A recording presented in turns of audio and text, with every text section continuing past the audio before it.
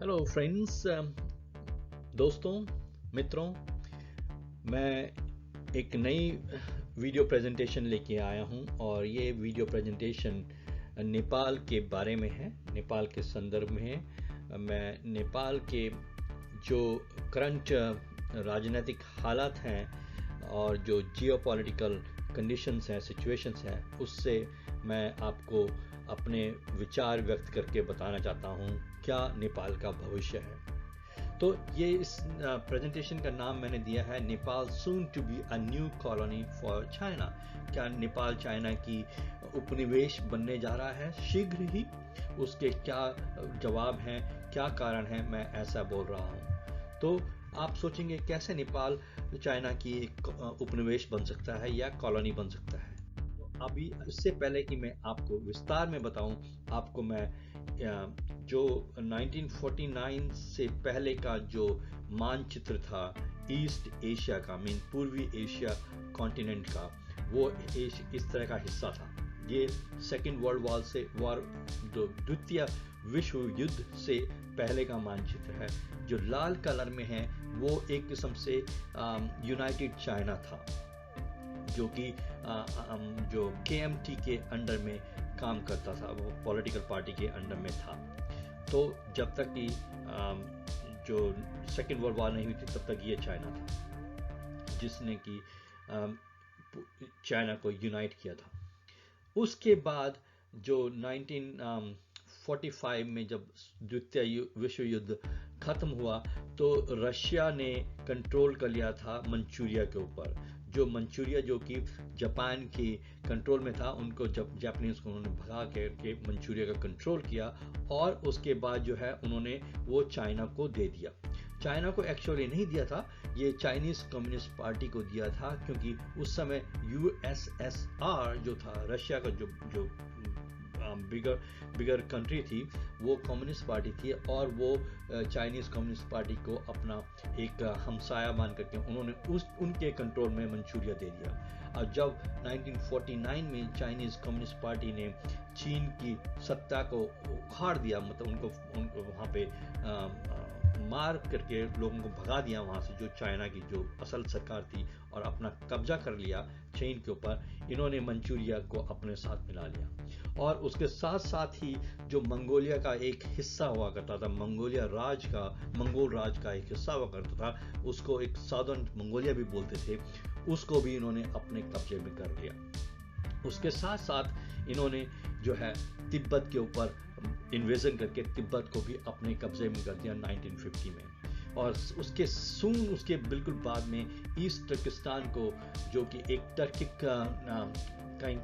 Turkic civilisation का एक हिस्सा था और जो सेंट्रल एशियन कंट्री का एक हिस्सा था, उसको इन्होंने अपने साथ मिला लिया। सारे ये 3-4 जो जगह हैं उनमें से सबसे ज़्यादा ब्लडियस्ट जो इन्होंने इन्वेजन किया है तिब्बत में और ईस्ट तुर्किस्तान को किया है, जब उन्होंने उसको टेक ओवर कर लिया। इनको कहते हैं कि हथिया जाना। तो ये चीन की असली शक्ल है और चीन ने अपने चारों तरफ जो है अपना एक कवर बना लिया है, कवच बना लिया है और देशों का, और उनको कहता है कि ये सैकड़ों साल से चीन का हिस्सा रहे हैं, जो कि बिल्कुल ही झूठ है, असत्य है। और ये कभी चीन के हिस्से नहीं थे। कुछ समय के लिए जब चिंग डायनेस्टी जो थी, उन्होंने जरूर कब्जा किया था, पर इनका जो अपना हिस्टोरिकल कल्चर है, सांस्कृतिक जो इनकी अपनी पहचान है, वो चीन की पहचान से बिल्कुल दूर है, कहीं उनके दूर दूर तक नहीं मिलती थी। तिब्बत की और ईस्ट तुर्किस्तान की तो खासकर कोई इनके साथ कोई इनका लिंक नहीं था।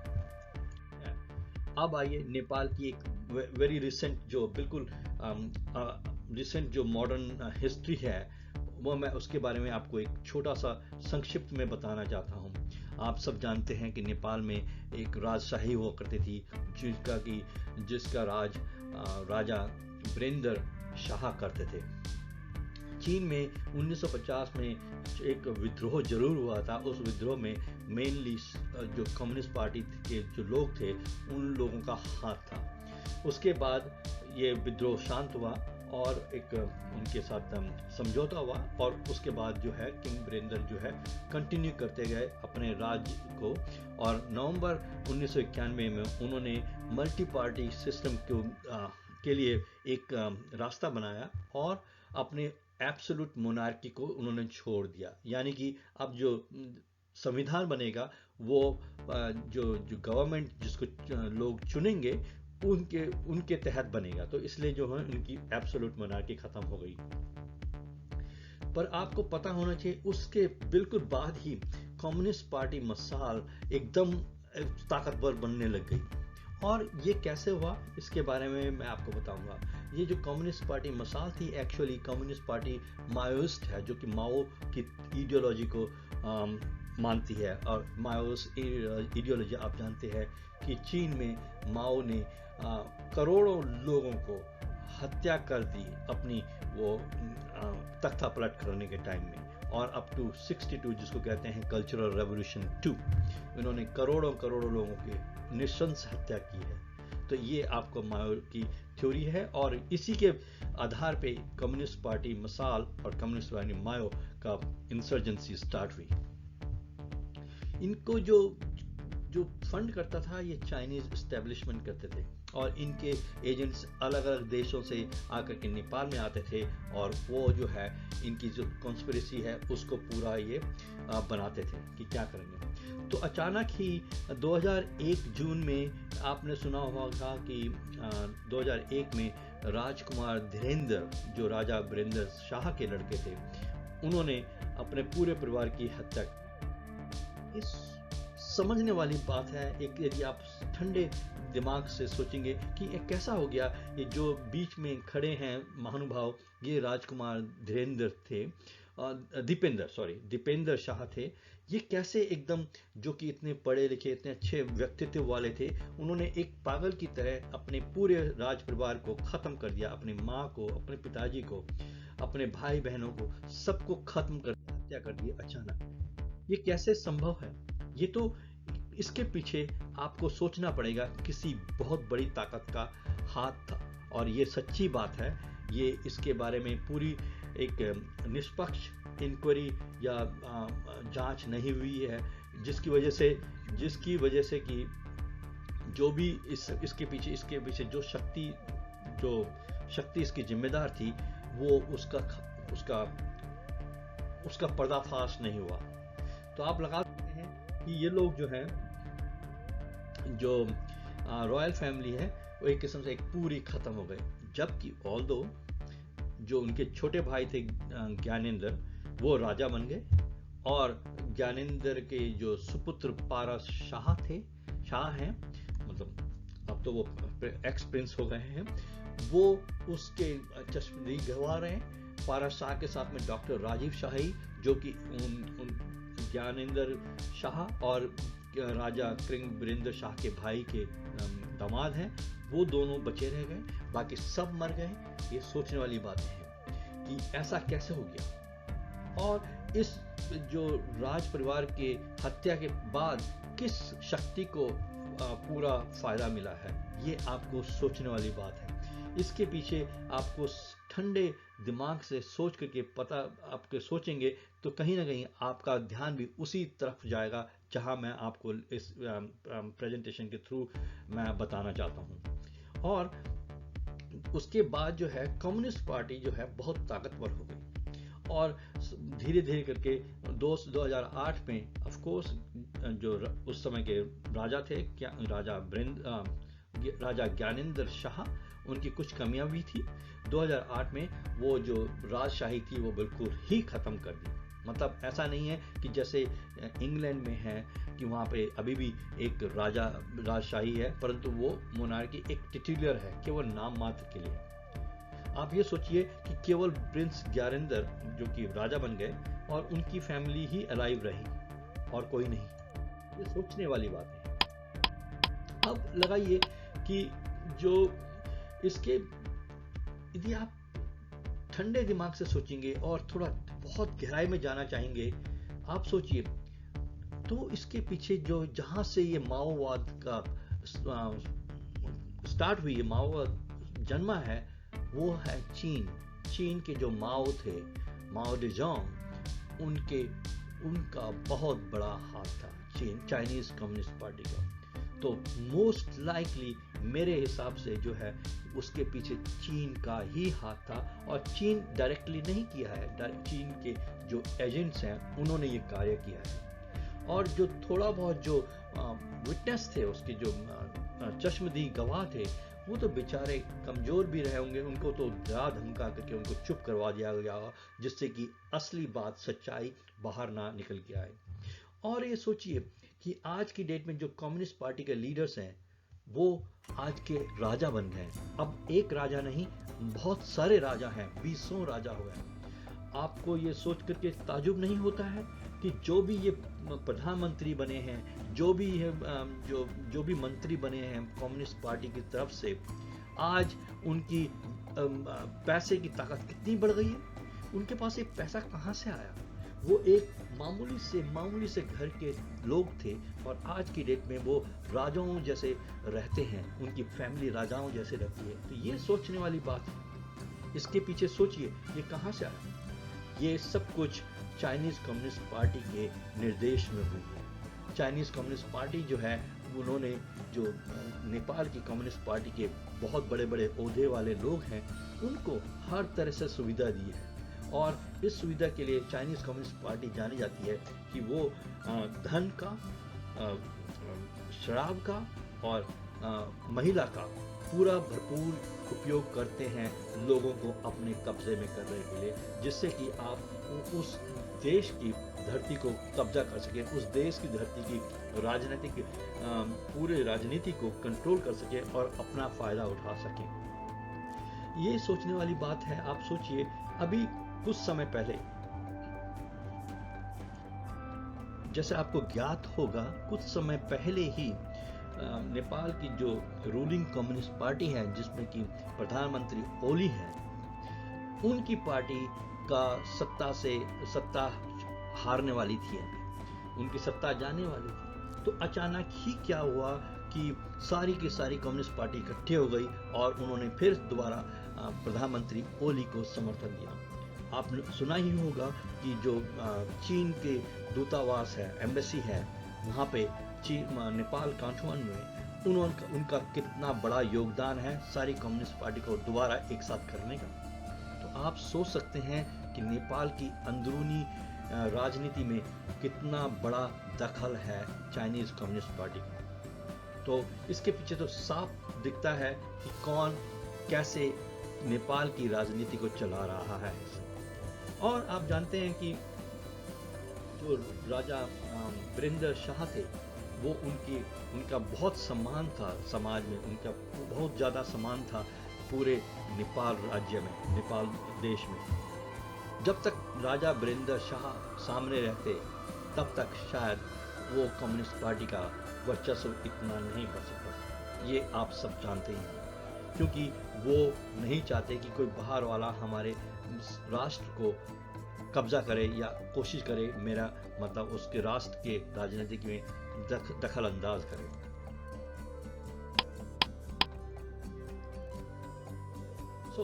खैर, जैसे कि मैंने बताया कि इसके पीछे साफ वो था कि जो चाइनीज कम्युनिस्ट पार्टी है उसका बहुत बड़ा इंटरफेरेंस है, उसका बहुत बड़ा इन्फ्लुएंस है।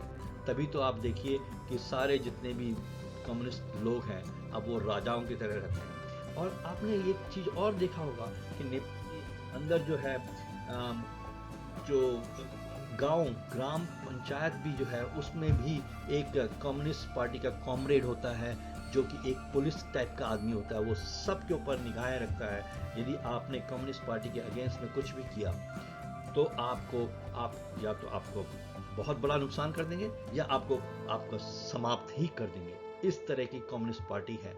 Exactly the way Chinese communist party behaves with in China, वो उस तरह से यहाँ पे इन्फ्लुएंस कर चुके हैं इस समय नेपाल के अंदर। आप जानते हैं कि चाइनीज कम्युनिस्ट पार्टी जो है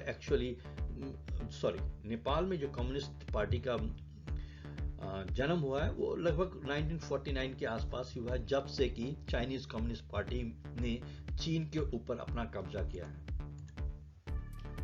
तो उन्हीं की वजह से 1950 में एक छोटा विद्रोह भी हुआ था जो कि संभाल दिया गया था। और उसके बाद विद्रोह के बाद जो है कम्युनिस्ट पार्टी दो हिस्सों में बंट गई थी। और उसके बाद जो है माओ वाली आइडियोलॉजी वाली कम्युनिस्ट पार्टी जो है वो कंटिन्यू करते रह गई। और उन्होंने अपना गांव-गांव में अपना एक कहते हैं उसे जड़ फैलाना शुरू किया और गांव के लोगों को डरा धमका करके उसमें कब्जा करना शुरू किया। और इसके लिए उन्होंने चाइना ने अपने एजेंट्स को, जो भारत में और बर्मा में एजेंट्स रहते थे, उनका भरपूर उपयोग किया। वो क्योंकि चाइना के लोग, चाइना की गवर्नमेंट तो एकदम दिखा नहीं सकती थी, परंतु ये लोग आकर के नेपाल के लोगों को मिल करके, नेपाल के जो ये जितने भी ये कॉन्स्पिरेटर्स थे उनको फंड करते थे। और ये नेपाल में जाकर के चाइना की एम्बेसी में जाकर के मिल के उनके साथ में कॉन्स्पिरेसी को इन्होंने अंजाम दिया। और जिसकी वजह से कि राज परिवार की हत्या भी हुई और उसके बाद सिविल वॉर भी चली और हजारों मासूम निर्दोष लोगों की बहुत क्रूरतावश हत्या हुई है। तो ये नेक्सस जो है आपने देखा होगा, जो प्राइम मिनिस्टर प्रचंडा आए उसके बाद ज्यादा बढ़ा। तो प्रचंडा को जो है आप सोचिए कहां से, आप ये सोचिए एक आदमी जो है कितना कमा लेगा, इतनी बड़ी पोजीशन में भी पहुंच जाएगा तो कितने कमा लेगा, 1 करोड़ 2 करोड़, पर इनके तो करोड़ों अरबों रुपया कमा चुके हैं और इनके पूरे फंड्स हैं बाहर विदेशों में।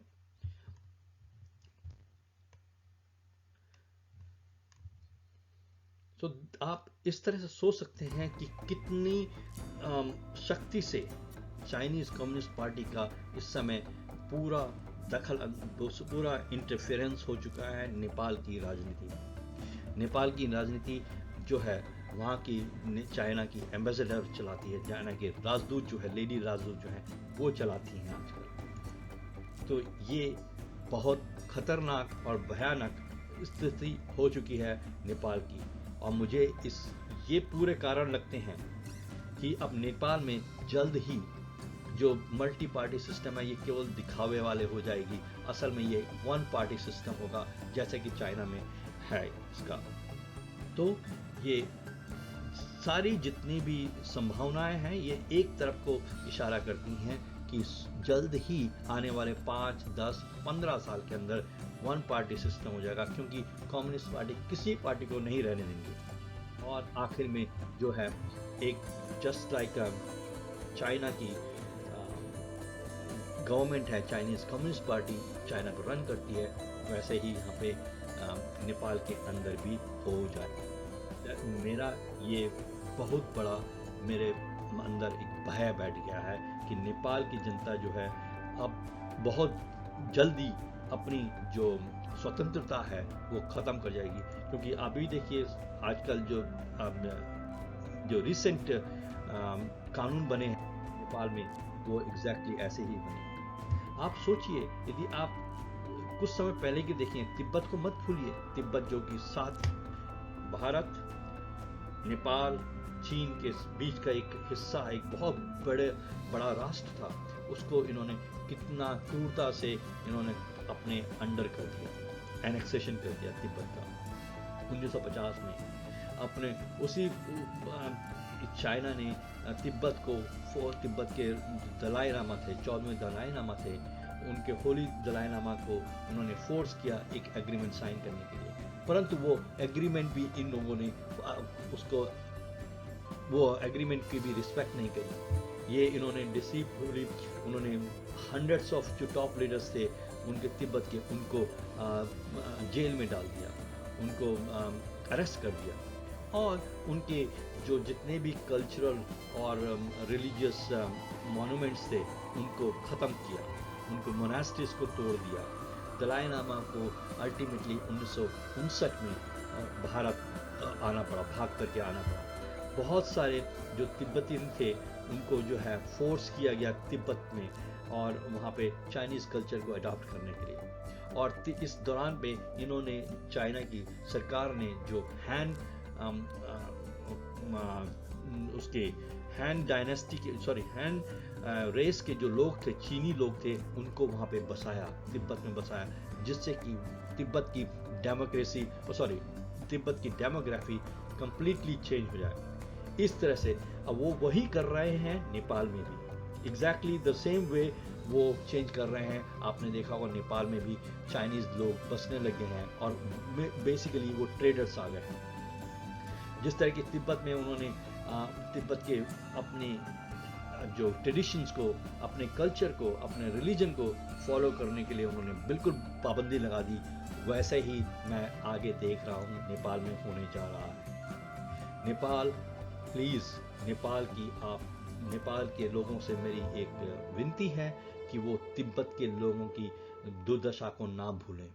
तो तिब्बत के दुर्दशा जो है, कहीं ऐसा ना हो कि कुछ समय के बाद नेपाल का भी हाल वही हो जो तिब्बत का हो, जिनजियांग का हो रहा है। बहुत सारे विश्व में बहुत सारे देश जो है उसके ऊपर कब्जा कर रहा है, उसके ऊपर उनके अंदरूनी राजनीति के ऊपर दखल अंदाजी कर रहा है चीन। और इसके लिए आप इस छोटी सी वीडियो क्लिपिंग को जरूर देखें प्लीज़, और उससे आपको लगेगा कैसे किस तरह से जो है चीन जो है लोगों को वहाँ पे डरा धमका के, चीन के लोग जो ट्रेडर्स जा रहे हैं, बिजनेसमैन जा रहे हैं वहाँ पे लोगों को, वहाँ के लोगों की संपत्तियां हथिया रहे हैं। तो देखिए please. Crystal clear waters of Malolo Island, Fiji. We're going to the site of Fiji's biggest resort development, a development that's caused serious environmental damage. Last year we heard that the Chinese developers had sort of bought the land next to us and moved in. Australian Navrin Fox and local Fijian Jonah Jasiva and another surfing mate own the land alongside the Chinese development. You know, when we rocked up, we weren't really ready. Jonah had filled us in a little bit, but along here, like we're here at high tide right now, but there was 2 or 3 excavators out here just digging up the reef. There was excavators in where our beach used to be with like hydraulic fluid going everywhere and just going hell for leather, all without permits, no foreshore permits, no nothing. And tell me about the channel that they've dug out here. We worked out it was about 5,000 square metres of reef that they've dug out, and they've stockpiled it over on their land, and then they've also, you know, built this makeshift sort of piece of land in front of what used to be our beach. Everything was planned by Mao Zedong as early as 1949. Following the then recent victory of the Communist Revolution, Mao revived China's old imperial ambitions to impose its sovereignty on Tibet. He was not concerned by historical realities, or that the country had been governed for centuries by the Dalai Lamas. The first phase of the Maoist initiative was simple: to force the Tibetan authorities to admit that the Chinese forces marching upon their country were not an army of conquerors, but an army of liberation from Western imperialism. When Chinese army entered 1950 in the Tibetan area under Dalai Lama's government's jurisdiction, the Chinese army already crushed around 7,000 to 8,000 Tibetan soldiers. All crashed. So then the Chinese army can go up to Lhasa without any resistance. But then Chinese leadership, they stopped the Chinese army in eastern part of autonomous system of Tibet, the Chamdo area, stopped there. Then the discussion about agreement started. Although that agreement, according sort of expert, that also is an agreement signed under duress. When the 17-point agreement was signed on May 17, 1951, Tibet lost Amdo, the Dalai Lama's native province, and Kham, which were both annexed by the Chinese. Reduced to its western portion, Tibet retained an autonomous government and its social and religious traditions. A minor concession for Mao, who'd obtained what he wanted. Tibet was declared liberated, and not annexed to show that it had always been Chinese. From this point on, any criticism of China's policy in Tibet would be condemned as interference in the internal politics of the country. The first phase of Mao's plan was complete. It was a very clear, untruthful statement that Tibet was always a part of China.